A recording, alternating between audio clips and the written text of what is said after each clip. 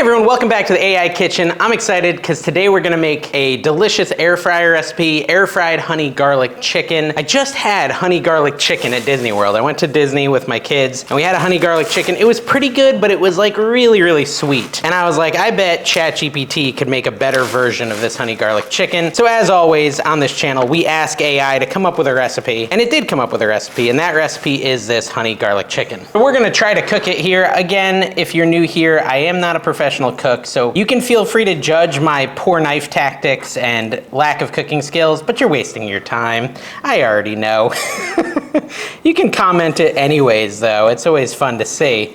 So basically how we're gonna start this honey garlic chicken, and oh, by the way, we're gonna do it in the air fryer. I decided air fryer is the way to go today because I haven't done an air fryer recipe in a little bit, and I've been deep frying everything, and I'm like, you know what, I should try to do something in the air fryer, be a little healthier. Is it healthier? I don't really know. Look at that, that's all fat. Would you get rid of that? I'm tempted to. But take your boneless, skinless chicken thighs, that's what I've got here, and chop them up into like, you know, nugget-sized pieces. Little like half-inch by half-inch treats. Like that. Again, I don't love using chicken thighs just because they're like a mess. They got all this fat on them, and I don't know if I'm supposed to leave the fat or not. And you guys never told me, or maybe you did. You might have told me. That video hasn't been released yet because I used them recently and I asked, and that video is not out yet. So I guess you might have told me and I just haven't seen it yet. This cutting board's a little bit too small for this project, I'm instantly realizing.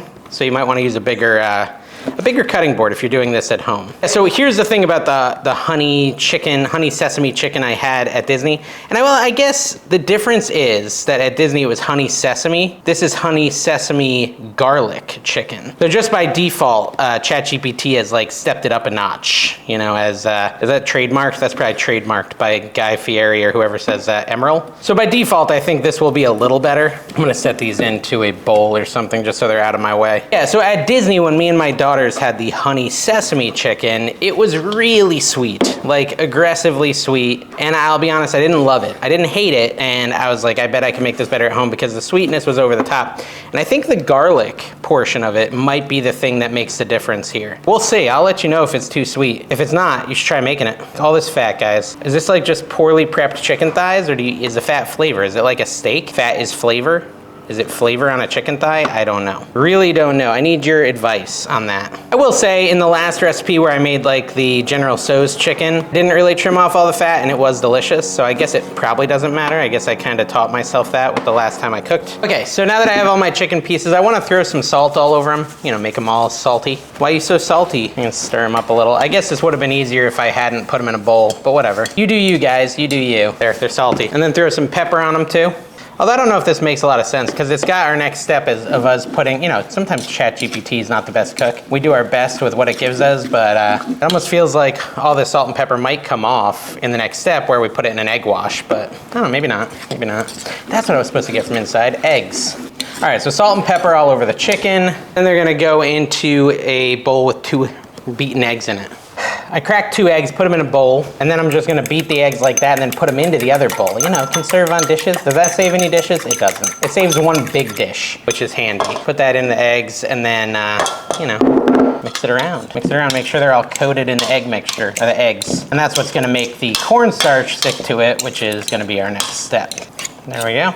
All right, we do still have to make a sauce for this, guys, but first I figured let's get the chicken cooked. You know, anytime there's like uncooked chicken around me, I get some like minor anxiety about salmonella, so I like to just get the chicken cooked. Also, that's what ChatGPT tells us to do first. So what we wanna do is take some cornstarch and put it in a bowl. It says half a cup, I don't really think it matters. I mean, the goal is to make sure all the chicken is coated in it. Do I just do it with the eggs? Do I go that crazy? I almost want to. I'm just gonna put it in with the eggs and just, It's a 1-pot chicken. So I'm just gonna throw some cornstarch in there and it should just coat it, right? Although maybe because there's like a little too much egg this way, it's gonna be like, that didn't really work, guys. Probably should have taken it out of the egg. How do I resolve it? Just add a bunch of cornstarch to this? Comment down below about how this is not how I should do this, but I'm trying it. You know, if it works, it'll just make my life easier in the future. So someone's gotta try it. This is not working at all. Oh my gosh, it's horrible. This is a horrible idea. Ah. Terrible. All right, so what did we learn here today? Don't do that. Instead of doing that, do it the right way. Dave, come on. I'm saying Dave, come on, because I know you all are thinking, Dave, come on. so might as well say it. So what we're actually gonna do, the right way to do it, is take a piece of chicken out, put the cornstarch on it, then set it on the tray. And the tray is for my air fryer. It might be a little obfuscated now, but I can show you. So that's the right way to do it. The way I did it before was dumb and not working, and so we've learned a lesson. At least we know what not to do. Now, this may end up a little more cornstarchy because of my misbehavior, but we'll see.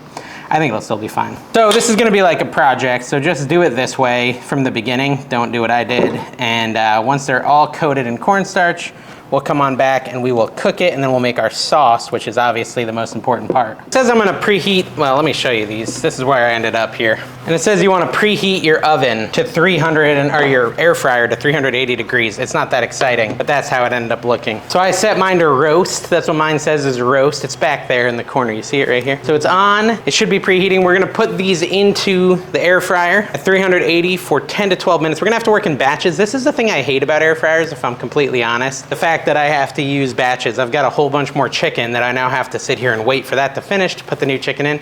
It's a pain in the butt. But I'm gonna clean up.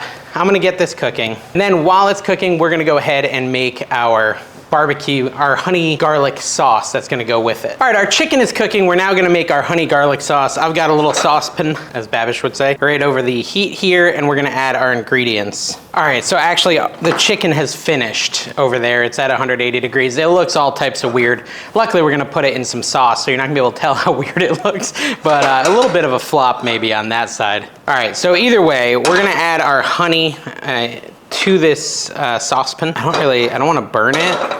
So you know, it just feels real warm is my issue. Let me turn the camera a little. We want a quarter cup of honey in here. Now this is a 2 tablespoon measuring cup because that's just what I could find. And if you didn't know, math of the day, a half a cup is 4 tablespoons. So I'll just do this twice. Why does my honey look like this? What in the world? What in tarnation? All right, into the same saucepan, which like I said, I've removed from the heat, we're gonna add 3 tablespoons of soy sauce. 1, 2, and 3. 3 tablespoons of soy sauce, 2 minced cloves of garlic. I did this off camera, guys, because I forgot, but 2 minced cloves of garlic will go into the sauce. We want 2 teaspoons of apple cider vinegar. I'm not gonna do this over there, so if I spill it, it doesn't go in there. 1 and 2. And then a teaspoon of sesame oil. I wonder what happens if you spill sesame oil onto flame. It probably lights on fire. That's 1 teaspoon of that. And then if you want it spicy, you would add a few little red pepper flakes to it as well. Just a little handful of it. It may be important that I tell you not to put a handful of red pepper flakes, which I realize I just said. You don't want a handful. You like a pinch of red pepper flakes, if anything. Stir this up and put it over the heat. And we want this to thicken slightly. It says about 5 minutes over medium heat until it thickens. All right, so our sauce has thickened up a little bit, guys. That's what the honey sauce looks like. It doesn't look super thick though, but it said only a little, so I think it's good. Let me grab the chicken. Like I said, the chicken looks super suspect because of my behavior with the chicken. I think if we had fried it, it would have been better. Can I just do this to get some of that excess off? Look at that, I'm shaking off the excess cornstarch. It's probably a good thing. I'm getting it all over the place. Let's just put it in here with the sauce, like so. And we're gonna mix it around. And this is gonna be, I'm gonna turn off the heat. It's been 5 minutes, I don't know. This might not be coming out as good as our General Tso's chicken, but we'll publish a video even if it's terrible. Maybe you guys can tell me how to make it better next time if it's no good.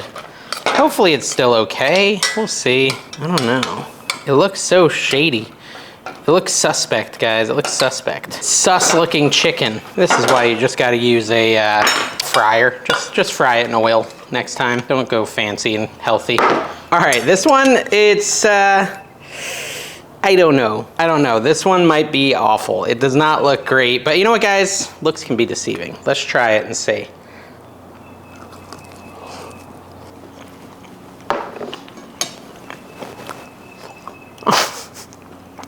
Now, that's not good. Ugh, it's not good at all. It could have been my stupidity with the breading, or the sauce itself not thickening, or I don't know. I hate that. I wish I could uneat it. That's how much I hate it.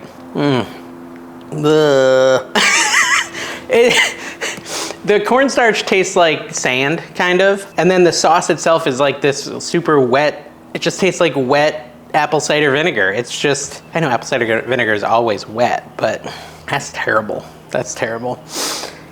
Whew, I don't know if they're salvaging on this one, guys. Go check out my General Tso's video, which I recently made. That was incredible, and I want to make that again. It came out absolutely perfect. So ChatGPT does get it right a lot of time. This time, it and I combined failed and made a dish that is quite disgusting. So don't try this.